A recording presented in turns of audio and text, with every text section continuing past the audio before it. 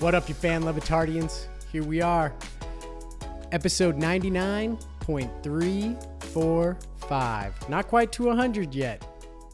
Don't want to get us across that threshold yet. Episode 99.345 or whatever number I feel like adding. How you doing, Brian? You doing okay? I'm good. How are you? I'm great. You are a new father. For the third time. Congratulations. For the third time. Congratulations to you and your family. More importantly, congratulations to the missus because they do all the work. Yeah. All I managed to do is get really, really sick and not want to be awake. But thankfully, some Tylenol helped me rally for the birth of child number 3. And I'm now a girl dad. Baby. 2 boys, 1 girl. There you go. That's the perfect mix. Time to call it quits. Did you wrap it up? Are you done? Are you getting the old snip? You never know. Oh, buddy. Yeah. So, but NFL's hat. See, there it is, giving me this thumbs up again. I didn't even do. It's because it's like I'm holding my mic. I think it's. But watch, I'll do a big old thumbs up. Oh wow, now it works. Thanks. Okay. Made you look bad. Sorry, folks. That's if you're listening to God Bless Highlight, which is probably going to come out after this episode. So future callback there. Mac OS updates are annoying me because every time I make hand gestures, I get these bubbles popping up. Anyway, NFL, Brian. Yes, we're live by the bubble, die by the bubble is what I say. See, they understand. NFL championship games. Yeah, NFL championship games. I mean, Cowboys didn't make it, which cost me pretty penny. I had, Brian, we still got to figure out what Jessica Simpson song I'm going to sing because I was wrong about that. Sorry to bring this up. And, you've probably moved on. But I've seen the content you put out on Instagram. There's been a tint of sadness that's been across all your content you've been putting out that I felt. But here's, Brian, why I was rooting for the Cowboys. I'm really into best ball drafts because the drafting is just really fun. So I did maybe one too many of them.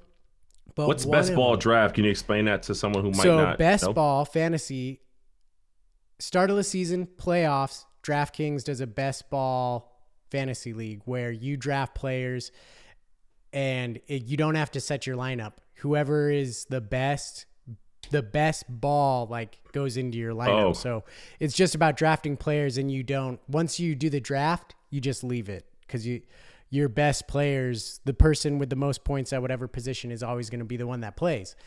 Nice. So I had one draft and part of it is luck. Sometimes you get in a draft room where you're with a bunch of dopes. And I had one draft, Brian, where I was like, what are these guys doing? Where this was most of my team.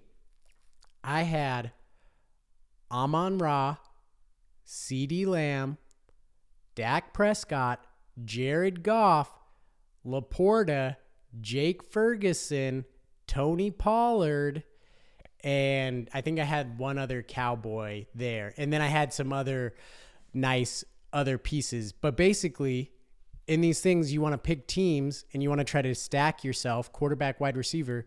So I had people, they let me draft. I had Dak double stacked, and I had Jared Goff double stacked. And both of those games, I knew this team would advance because both of those games I felt like were going to be put up points kind of games. I thought the Cowboys were going to just roll over and I was going to get a lot of points that way. We know. I told you not to do that shit. I sat here and told you, do not say that. I'm sitting here uttering the words to you. Yep. Not, and you gotta, there should be a penalty. Yeah. I gotta sing some Jessica Simpson. No. I'm talking about like legal, things that take you away from your children. There should be a penalty to people who bring their godforsaken, cursed energy to another fan base. You are playing with powers that you clearly don't know how to control because you ruined. Can I finish my story, entire Brian? season. Can I? We don't care about Nathan's Lobos. I didn't ruin the story. That's Mike McCarthy, who shouldn't be there anymore. But anyway, I knew this team would advance. And sure enough, out of all my best ball, I was in like 12 different best ball drafts. And I finished number 1 with that team. You get 6 players that get to play. I had 188 points. That was the highest I saw out of all the leagues I was in. But all I got to do was make it to the second round because the Cowboys were eliminated.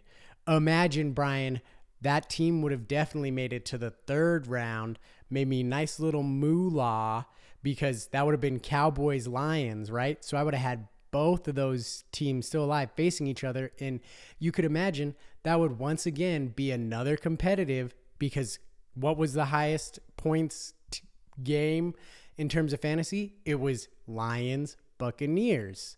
So of course, Cowboys Lions was probably going to put up similar numbers. The Cowboys cost me making a nice little chunk of change. And especially if the Cowboys beat the Lions and make it to the NFC Championship game. And now you're talking, I make it to the third round of this best ball league and I'm front loaded still with 4 Cowboys players. That's why I was upset, Brian. You at done? The Cowboys. Are yeah, you done? I'm done? Are you finished now? But NFC or NFL championship games, no. You don't do all that and then jump into the no. First of all, the Cowboys did what the Cowboys were allowed to do based off your energy. The second you start guaranteeing things, you shoot yourself in the foot. No plastical burrs. You are the result of your own misfortune. You didn't have to say a damn thing. You could have said, it's going to be a good game. Watch out for the Packers. They're sneaky.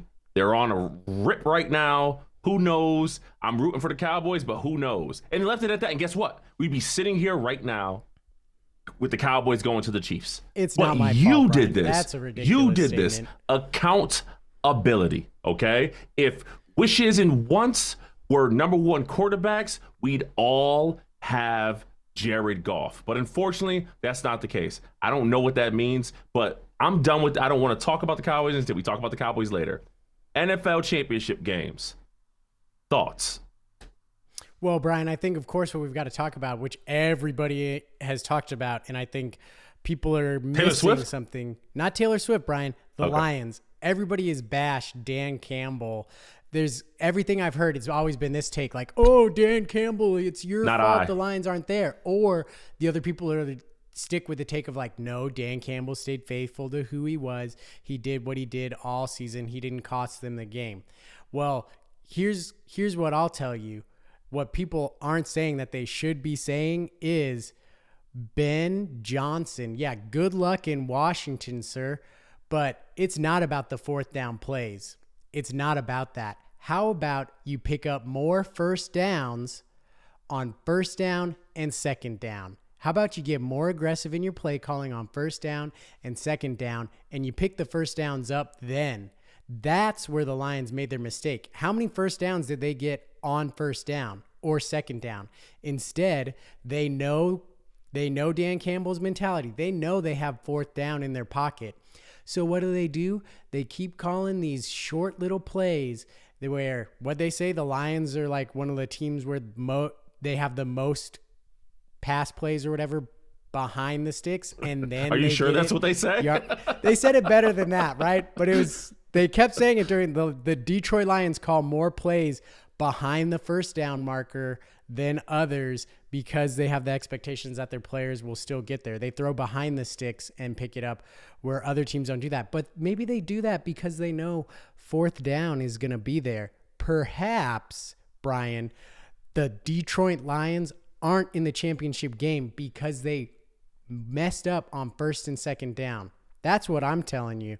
Be more aggressive on first and second down. Get more. Don't even get to 3rd down and don't get to 4th down. Then we're not having this problem.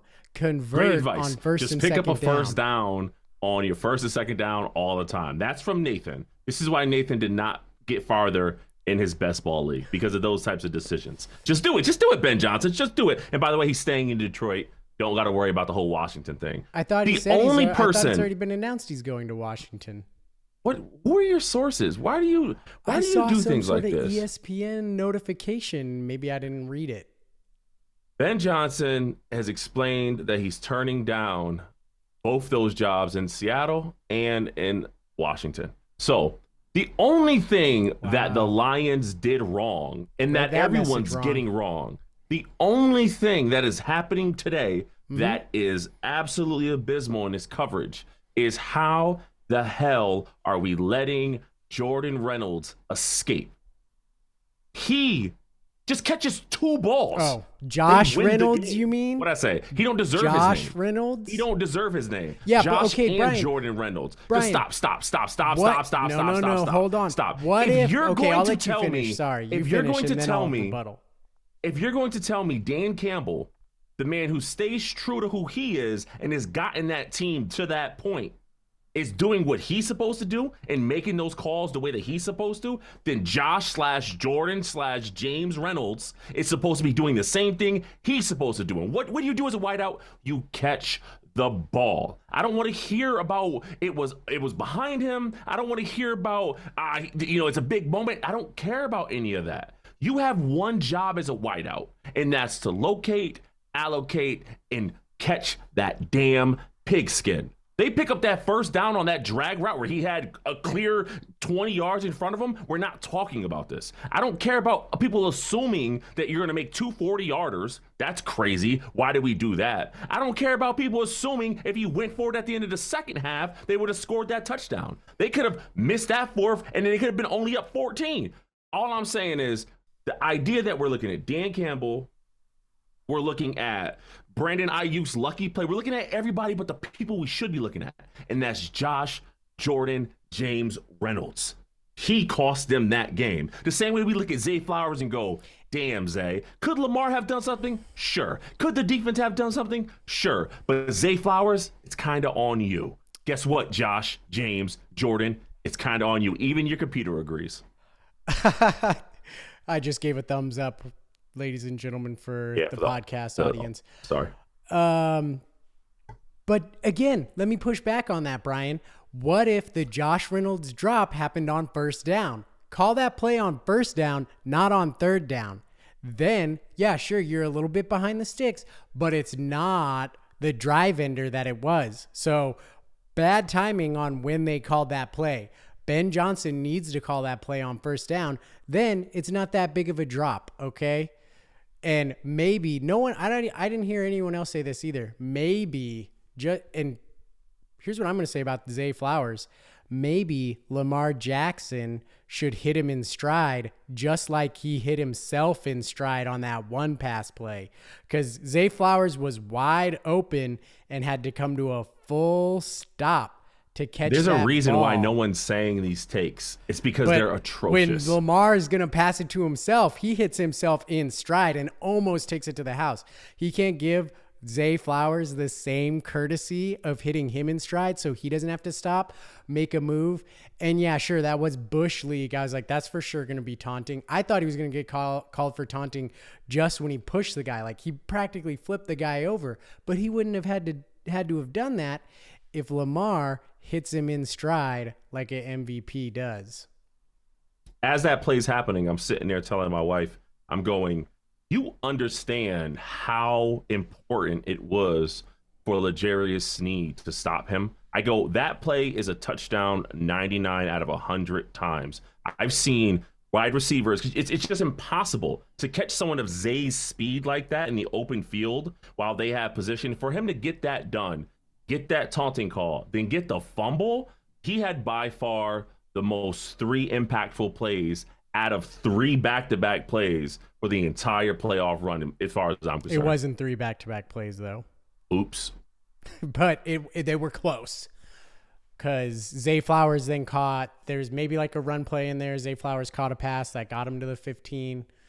And then he caught another pass. And then, yeah. So it wasn't back-to-back-to-back. But it was probably one of the best You didn't need to do that. You could have just let me rock. The same way I let you rock with them harebrained ass Ben Johnson play calling nonsense. You could just let me rock. Is anybody else out there saying this, Brian? I'm trying to stand out. You know what? Is anyone else saying this? that the You know why? Detroit Lions need to do better on first and second down?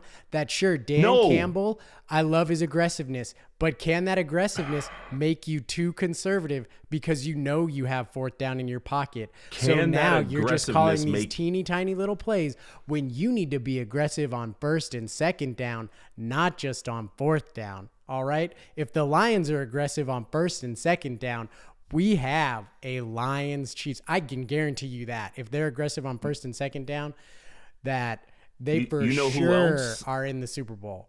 You know who else was aggressive on first and second down? Who else? The team that only ran it 6 times in the entire game with the best running game in the entire NFL. They were aggressive on the first, on the second, and the third down. Sometimes the fourth. And look what happened to them having the MVP as quarterback. The idea that you need to be aggressive and you're tying it to just an arbitrary stat such as how many first downs are you getting in first and second? You know what? There's a lot of people who don't get. You know why? Because it's hard. It's hard to just say 10 Call better yards plays here. on Give it first to and second down. That that was a good play on third down. Be a better play to have happen on first down because then he would have dropped it on first down. Yeah, and if he then it would does, have you been still have 2 second more and 10. plays. Then you still have 2 For more him to plays drop get it the again on the first second down. and third down. No, he eventually caught his third pass. I remember that one. So You're not telling me if they that called people it again, who they would have gotten it on second down because Reynolds did catch his third pass. How would you sound if somebody who hasn't watched more than a couple clips of highlight came in here and told you about what players should and shouldn't be doing in the game of highlight? You probably feel perturbed. Like, who are you talking to? Do you understand who I am? I want to learn. Oh, you and would see listen? things new No, you ways. wouldn't. Yeah, because you would have listened I'd say, to like, me That's when I interesting. said, you would have said, hey, you know what? Maybe I should listen to you when you talk about the team you're talking about and it followed for 36 years. You didn't listen then. You didn't listen then. And now you're a listener? Now you're a listener. These are professionals.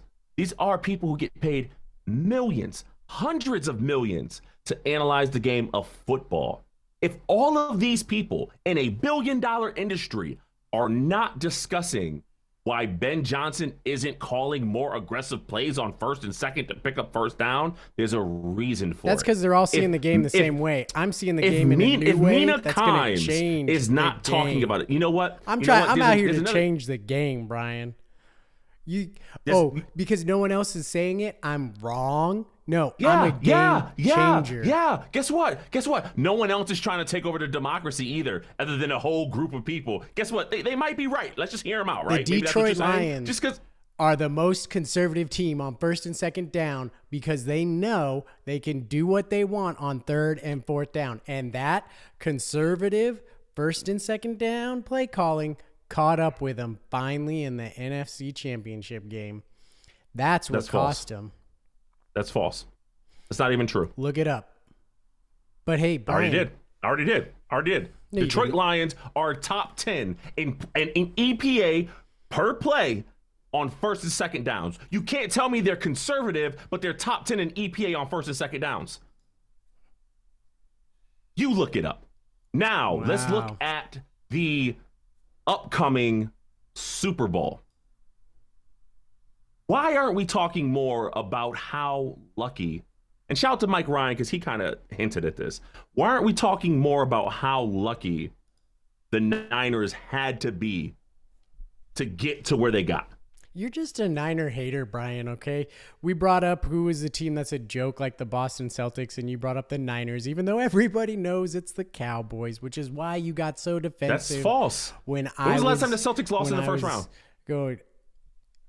It's happened, Brian. Exactly. It's not a one-for-one comparison. It's teams when that the people one-for-one love to comparison laugh is literally the San Francisco 49ers, then why are you ignoring The that one? Cowboys are the team that, but anyway, how they're so lucky. Hey, they're there. At the end of the day, does it matter whether you're lucky or not? It's that you're there, and they're there. No, it and does they're matter. back. It does matter because No, guess it what? That doesn't. luck don't matter when you're playing against Jordan. And if they're lucky and they beat the Chiefs, Brian, is everybody going to take that Super Bowl away from them? No. How you get Yeah. there doesn't They won't have a matter. Super Bowl. They won't have 6 Super Bowls in my book.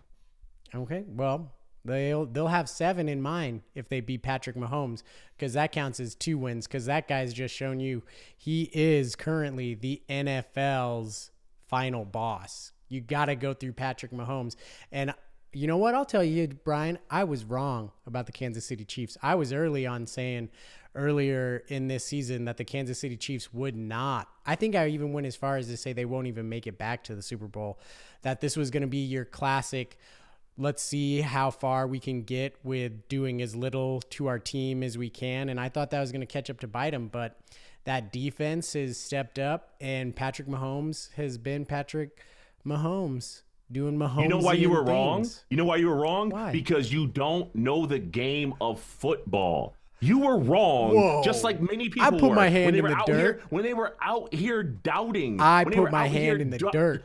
If you at any point in this season. You put your hand in the dirt? Absolutely.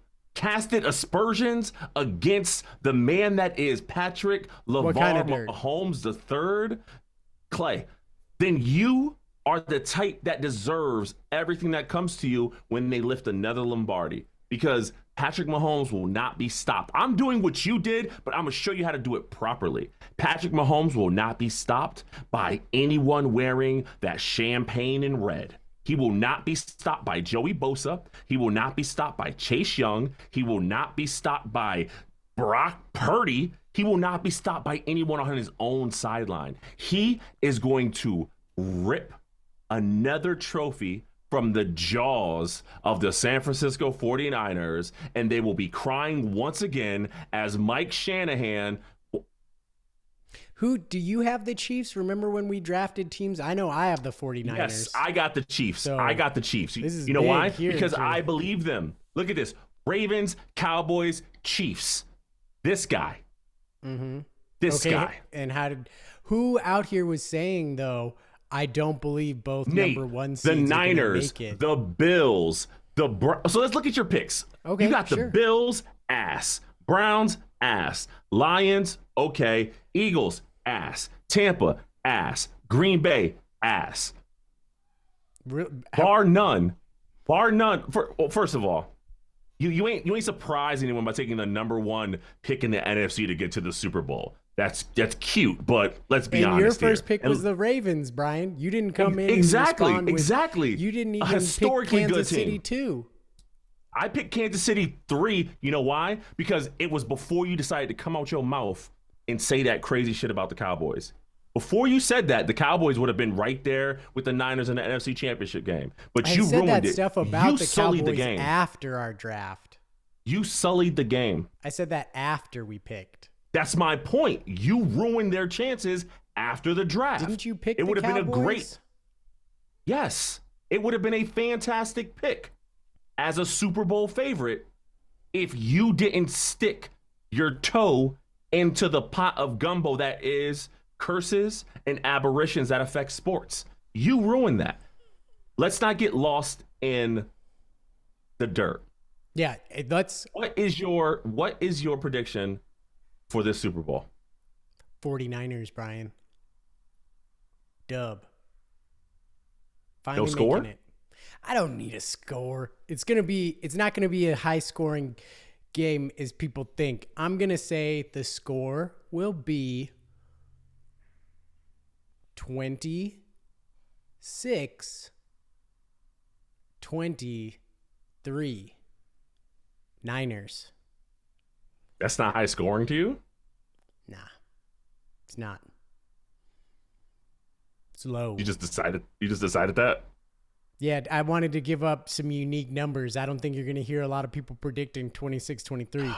I'm all about trying to be unique, Brian. 26-23, 49ers. You want to hear some numbers? Christian McCaffrey is going to rush for over 85 yards, and he's going to receive for over 37 yards. You can take that to the bank.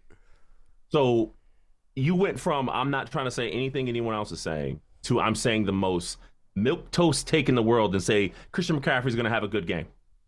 Actually, Brian, if you want the truth, I'm going to take the Niners because I think you're going to take the Chiefs. So I'm just trying to be the opposite guy, but I've got a bad feeling. You did say lucky. I agree with you. They actually are lucky because everyone said Brock Purdy looked better. Brock Purdy, in my opinion, has looked bad in the playoffs. I sent out a tweet. I said, Brock Purdy looked like a confused Steve Young tonight. He must throw balls extremely hard because for some reason, when he hits defenders, They just don't know what to do with it. I know. He's had a lot of dropped picks there. They just don't know what to do with it. You want to talk about drops? Yeah, talk about dropped interceptions for him, and maybe they're not even making it past Green Bay. Chiefs, Niners. I got the Chiefs 27-24. MVP? You're going to hear a lot of people saying that. Patrick Mahomes. You want my MVP? Is going to be Juwan Jennings. Juwan Howard has a better chance of being MVP.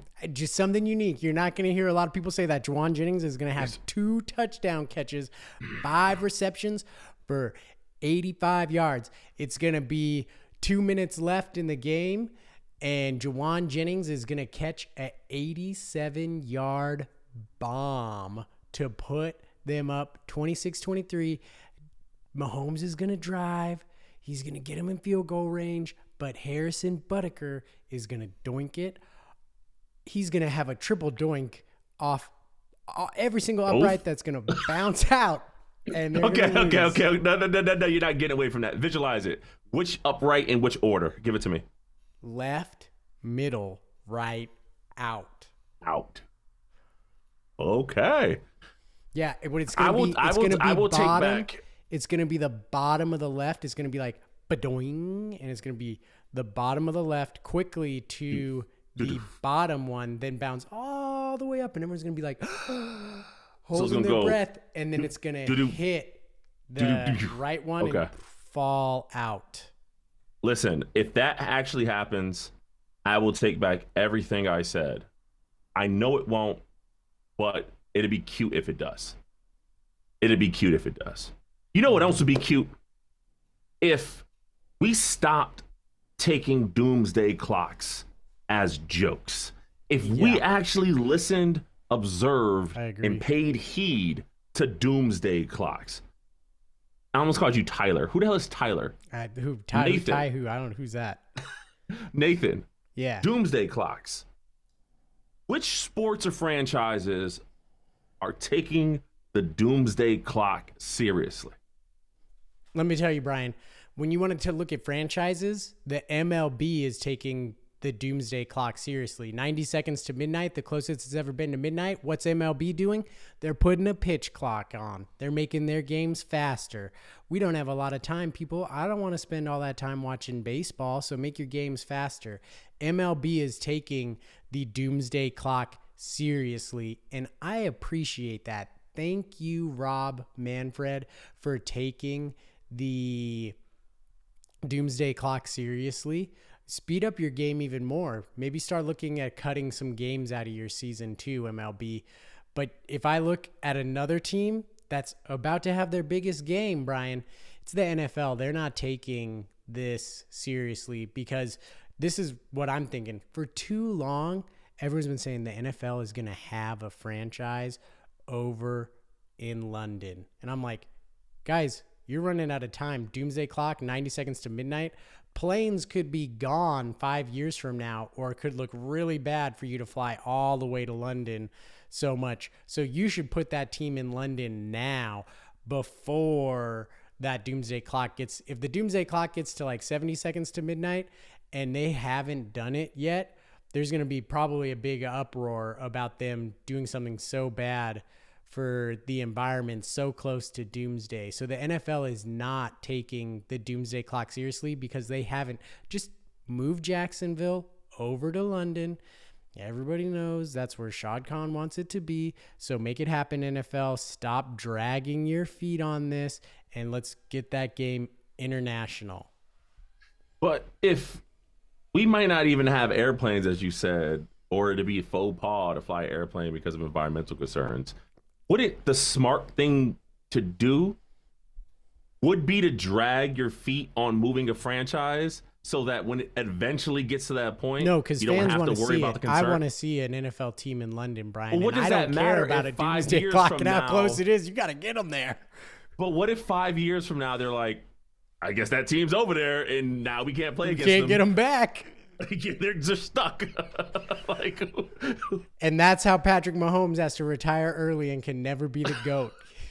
He plays an away game in London It against never the comes London back. Jaguars, and he can't come back. Yeah. It'll give expats a whole new name. The MLB thing, I like it. I wonder if it's too late. I feel like it's too late. I also think, you know what they should do? They should put lakes and ponds in the outfield. Okay. Not as Trees too we've seen it for the in air, right? Candlestick. Like, no. We don't want nothing like that. That's dangerous. We don't want to affect the ball in flight. They should put ponds in the outfield that outfielders have to navigate. If the ball lands in the pond, that's an automatic double. If the player catches said ball before it lands in pond in any way, shape, or form, there is no advancement of runners, and all runners who aren't on a base are out. Mm-hmm.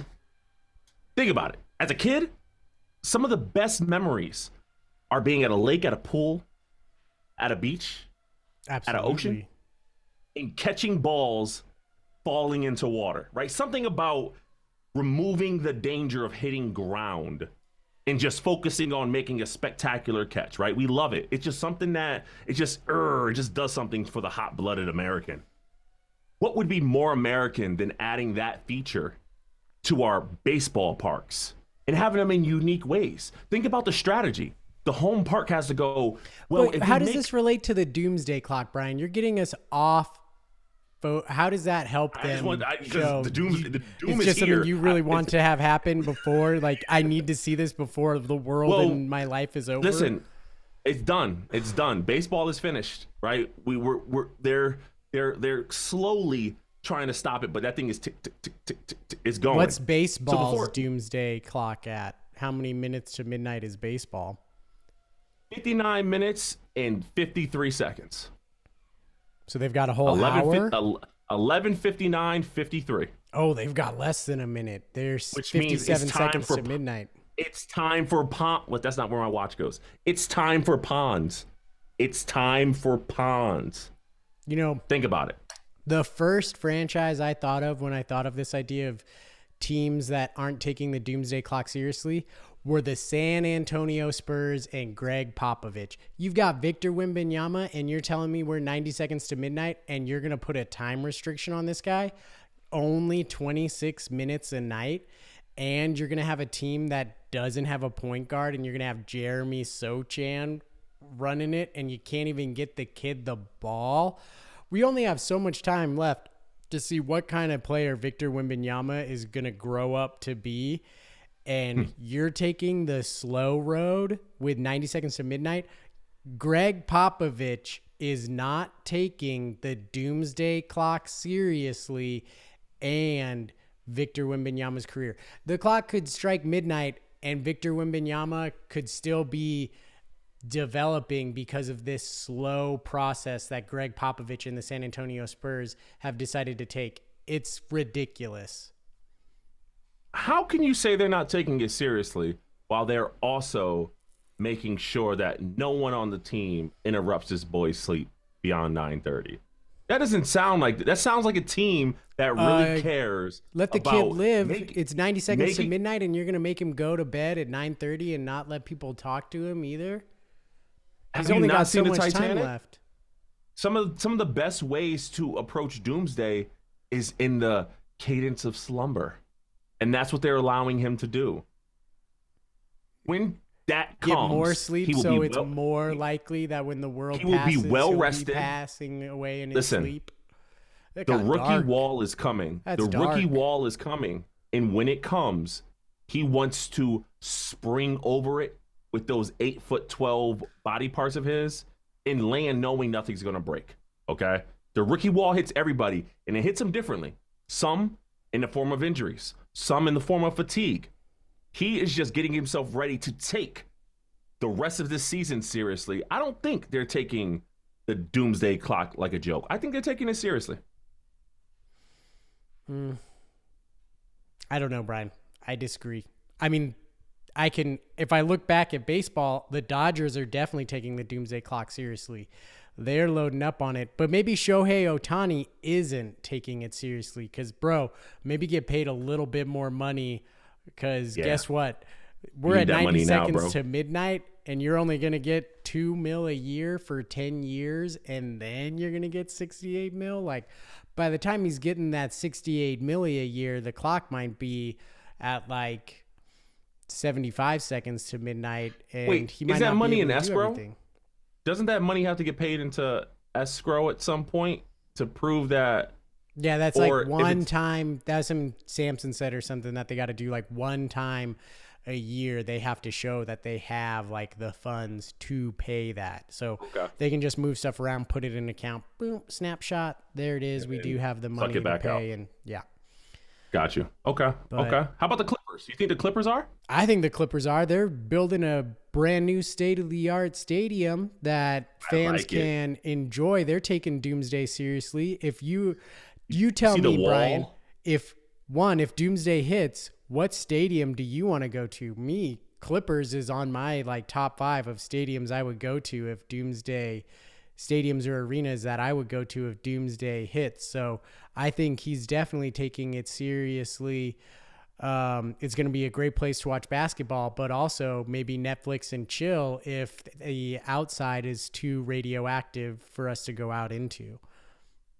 No, for me, it has to be probably a cold weather stadium. While I get the concerns on staying, warm yourself, you want as many deterrents as possible against survivors taking your shit. And if you in LA, fam, you can already see zombies walking around LA. You are already subjugated to what the Doomsday is going to look like. I'm good with the Clippers. What do you know about LA? I'm just saying. What I like about the Clippers stadium is I like the concept of the wall. That one section of seatings with no suites, and it's just seats all the way up. I think that's going to just garner some super interesting perspectives and compositions when we see those behind the free throw shooter shots. Those nice photogs, and all you see is just nothing but Clippers fans going crazy, chanting, "Miss that shot," or whatever they chant when they have a game. I never seen the Clippers play basketball. But I can see that. I think the Clippers are taking it seriously. I think they're taking it seriously. And before you get to this next team, you have to understand something. What do I have to understand? Doomsday isn't the same for everyone. Mm-hmm. To about 40% of America, Doomsday is America getting freer and browner. That doesn't mean it's actually Doomsday. That's just what it is. To some people, Doomsday is the end-all be-all. To some teams, Doomsday could be not winning championships. To others, Doomsday could be not being in the limelight. So when you ask if the Dallas Cowboys are or aren't taking the Doomsday clock seriously, to me, as a purveyor of the team for 36 years, at this point for the past 2.5 decades, it seems as if Doomsday to them would be us not talking about them. And that is something that Jerry Jones has proven time after time that he takes very seriously. So you may want to look at this as success in the margins of on the field. But off the field, in terms of merchandising numbers, who watches, and the fact that we started this show talking about the damn Cowboys, and these motherfuckers been out of the playoffs for 3 weeks. That tells you everything you need to know. There's no better Doomsday prepper than Jerry Jones, as long as that Doomsday is notoriety or lack of notoriety. Wrong, Brian. That's someone who's satisfied with the status quo. Everybody talks about us, but what are they talking about us? How we're a consistent failure and a joke and don't meet expectations. So what are we going to do? You got 90 seconds to midnight and you're going to run it back. You're going to bring back Mike McCarthy. You're not going to change it up. on a season where you have some historic coaching options waiting in the wings, Jim Harbaugh, Pete Carroll, Bill Belichick, you're not good. You're going to run it back with Mike McCarthy, proven commodity of mediocrity. Mike McCarthy. Yeah, he can get you dubs in the regular season, but how's he do in that postseason? Not good. And you're gonna run it back, and it's 90 seconds to midnight. The Cowboys are not taking the doomsday clock seriously, Brian. I'm sorry. They just aren't. Well, then stop talking about them. Okay. Done. Yeah. You won't. You won't. You won't. Every damn day, people continuously say, okay, they talk about you, but what does it matter? So shut the fuck up. I don't get it. Y'all would help us. This is why we talk about it, Brian, because it gets reactions like this out of Cowboys. It gets reactions. It gets the Dallas Cowboys as the most expensive sports franchise in the entire world for the past 15 years. That's what it gets rings. them. It don't matter. They don't need rings. All they need is the cha-chings. That's all that matters. And that's what's mattered. They continuously top yearly. Most watched games, Dallas Cowboys. Most bought tickets, Dallas Cowboys. All the stuff that doesn't matter to anyone Titans who isn't have had more playoff success. That's great. Than the Dallas Cowboys. One you cares happy about that? Who's their coach? And who's their coach? We hired somebody. I forgot his name. You don't even know your own fucking coach's name, but you care about what's happening with Mike McCarthy. I don't remember. I was make it make sense. It was some make it defensive make sense. guy, I think. The worst place to go to the bathroom is in the house of somebody who doesn't understand that it's not all about winning in a world where entertainment makes shit run. Oh, never mind. We got Brian Callahan. I actually didn't. Tell me more about your defensive coach you just hired. Yeah. I don't like him. Don't like that hire. Don't I like his Hardy. father. But anyway, you're talking dope. bathrooms, Brian, which the show talked about, and they talked about worst places to go to a bathroom, gas station. I was surprised the show missed this here. For me, this is the obvious number one, like worst place to go to a bathroom. And this is the public bathroom that's connected to like an outdoor location. Like you got like a park. Like a park? Yeah, you got a park and it's got a public bathroom that's there, or a beach that maybe has a public bathroom that's there. To me, far and away, those are the worst places to go to the bathroom. They're like these open air things, concrete floors, and usually like a metal. Pine needles and spiders. Metal, like the sinks don't always work there. That's the worst place to go to the bathroom because you have a higher chance of things not getting working. AIDS. Yeah. Oh, there's the thumbs up. You got a higher chance of getting not what you need. You're higher chance of you take a poop and there's no toilet paper. You need to wash your hands. Sorry, there's no soap and the water's not running and there's no paper towel and somebody broke the blow dryer or whatever. And there's usually like just a lofting stank that resides. Even though it's open air, even though it's still always there. It still always smells. Those are by far and away the worst places to go to a bathroom. First of all, if you defecate in a bathroom and you don't have tissue, that is on you. I have no sorry bone in my body. I am so you always care. You're apathetic. Always prepared. It's always just look. How do you enter? First of all, if I'm going anywhere, you gotta go. I'm going to be. Well, then you can go. You gotta go anywhere. But you don't. If you can make the attempt to get to a bathroom, you can make the half of a second observation on is there toilet paper. First of all, and that's if you plan on hovering. Okay, if you're a bear and you strike me as a bare ass sitter, like you be sitting bare ass on some of these seats, which is crazy to me. I don't put that whole thing down. I ain't got time. You see, that's insane. Because if you are going to sit bare ass, you're crazy and you deserve whatever happens to you. But I digress. Worst place to go to the bathroom to me is the airport. No. I'm sorry. I like the air. I think a lot of good airports actually have really good bathrooms. They need to keep them clean because it's the first impression Brian, a lot of people have. Let me give you a little secret. If you're a part of like, we're American Express Platinum. Oh man, club I look bathrooms? forward to get club bathrooms, my man. Yeah. Some of those club bathrooms, they've got the thick paper towels. Some of them, Brian, even have the rolled up hand towels. That is a treat. It's the airplane bathrooms for me. Tony kind of alluded to this.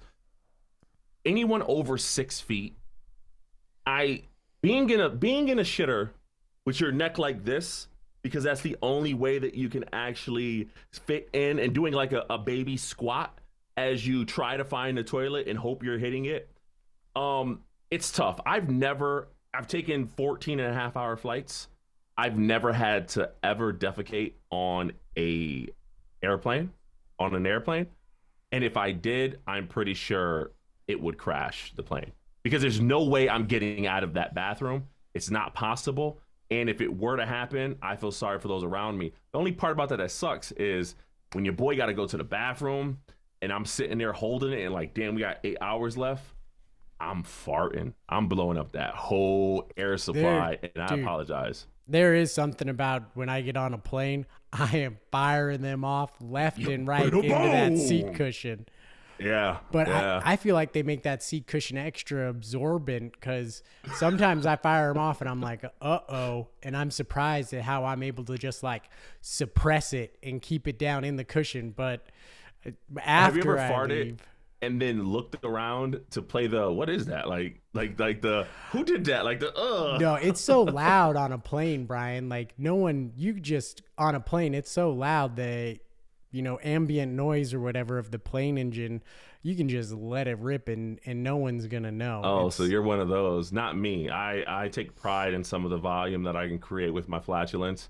And with that comes a bit of a trepidation when it comes to letting those things go in the airplane. And usually I'm sitting extra leg room, or because, like I said, 6'6", I got to do things like this. I'm sitting in one of those extra seats, so I'm in the front. So in my brain, all the air is going this way. So I feel like whoever shits themselves, those behind them are automatically going to assume it came from the front. Because in my brain, you're flying through space. If you're flying through space and you're cutting through air, wouldn't the air in the tube flying through space also be moving? Yeah, possibly. Yeah. So I'm gonna say worst place is any place of transportation. So airplane, bus, train. Those are the ones for me that I'm a fan of. But I also don't I'm not a public pooper. Yeah, not a public pooper. I'll drop it wherever I need to. Yeah, I think that's a colonizer gene. Maybe. Hey, something about like. Speaking of colonizers, Gregg Cody, who every Tuesday colonizes the show with his Gregg Cody takes, he dropped a back in my day, Brian. He did. It was a good one. So you know what we got to do? I've got one right here, because I've done 2, you've done 1, we've done 3. Gregg Cody's done 2 on the year. I'm gonna keep just myself ahead of Gregg Cody. I've got a back in my day. So let me fire off the sound here, and then you can let it play. And Brian, just give me a little intro, and I'm gonna let this back in my day rip here. So.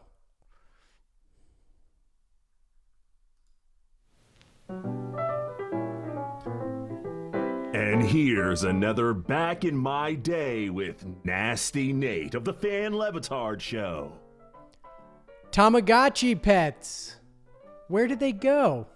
Growing up, the pocket pet was the signal to your parents that you were ready for more. You weren't just a kid. You were responsible. You knew what it took to keep something alive. Nay, not just alive, you could make it thrive. The Tamagotchi pet was the indicator to your friends, I'm ready for serious things. You didn't want just fun and games. You'd feed your digital pet, give it a bath, pick up after it, discipline it.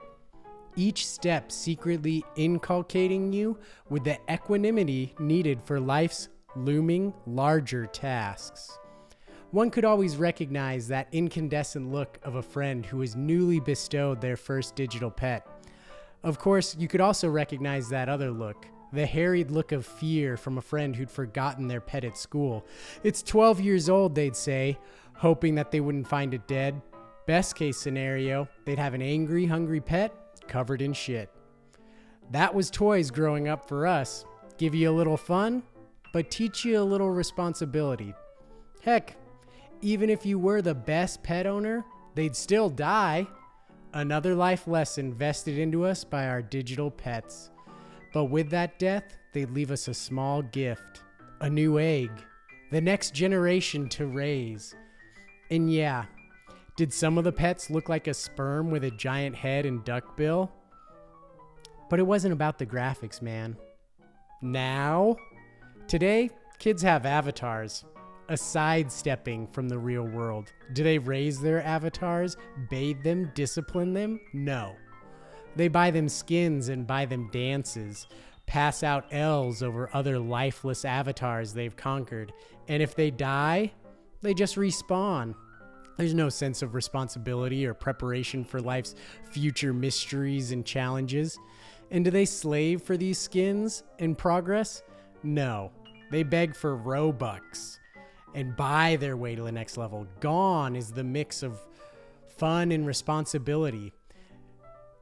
Now it's pure escapism. Just a swipe of a card and a click away. Kids don't bathe their avatars. They don't pick up their crap. They make them do weird dances that are impossible for my generation to learn and understand. The floss, what is that? So the next time you get your kid a toy, how about you give them one that secretly prepares them for life's upcoming challenges and watch as they learn the joy of a perfectly disciplined Nairochi. I'm Nasty Nate, and that's how it was back in my day. Thank you. Thank you, Brian. Wow.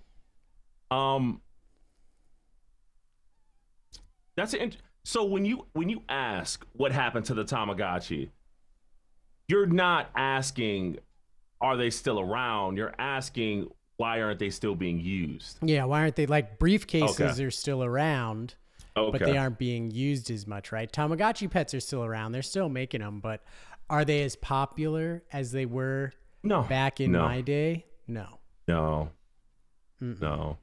Tamagotchis. Were you a Tamagotchi guy? I had a Gigapet. You were a Gigapet? Yeah. Gigapet. I had a Gigapet. I eventually had a Tamagotchi, and the whole idea of a toy centered around responsibility it's non-existent anymore. Mm-hmm. I don't think we have dolls that poop and you got to clean, or dolls that you got to feed. Yeah, I think that is gone. And to be honest, I don't hate it.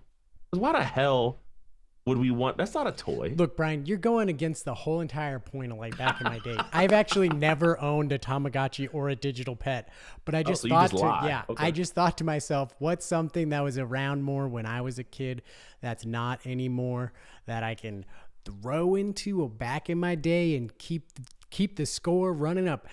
Your move, Gregg Cody. Nasty Nate 3, Gregg Cody 2, Van Lebitard 4. I don't like you keep doing that. Don't split it from Nasty Nate versus Gregg Cody. It's Fan Lebitard 4, Gregg Cody 3. 2. Were you giving him an extra one? Briefcases and clotheslines. Could you imagine coming in once a week to do a show and not doing the thing that people have? That's a nice life. That's a nice life. I want that type of employment. Are you going to Las Vegas? Well, I did have it in the works, but I don't know if it's going to happen because wife's still recovering, and logistically it's going to be very, very hard. Like, I'm going to have to wake up like super early and get my kids to their daycare by like 6 a.m. So they're not going to be happy about that. Then I'm going to have to drive straight to Vegas, catch the show, drive straight back, pick up my kids and get home. But I don't know. I don't think, if you ask me now, I'd say no. Cause now just when we were in the hospital with the baby, I was like, what am I thinking? Like my wife was okay with it when I brought it up, but she always forgets. I'm like, I'm going to leave my wife for a day who's 2 weeks removed from a C-section and have her just be alone for that time. So I don't know. We'll see. Maybe if she's feeling better, but I'm going to say it's probably not going to happen. Even though it's just, they're so close to me, so close. I'm 3 hours away from and Vegas. that's exactly it. When something is historically easier than it's ever been, and life is like, nah, responsibility is like, do you want to be a good husband? Do you want to be a good father? Or do you want to be a good fan of the Dan Le Batard Show? Yeah. And I am Nasty Nate. I am Cuzzin B, the host of the fastest growing Dan Le Batard Show fan YouTube channel. But I am also a husband, a man, not a Tamagotchi pet owner, but I can still write about it from its experience of others of my generation, of my ilk. And that's been the Fan Le Batard Show, ladies and gentlemen. Be sure to follow, subscribe, do all that jazz. Leave us a 5-star review on Spotify, on Apple. Go nuts, people. If you only leave us 4 stars, I'm going to believe you are out of your mind. That's right. I'm not actually stealing what Bomani says. Because who else is telling you the truth about the Detroit Lions first and second down play calling? No one. Not him. Or yeah, however this looks. Yeah, that not got guy. Peace. Later.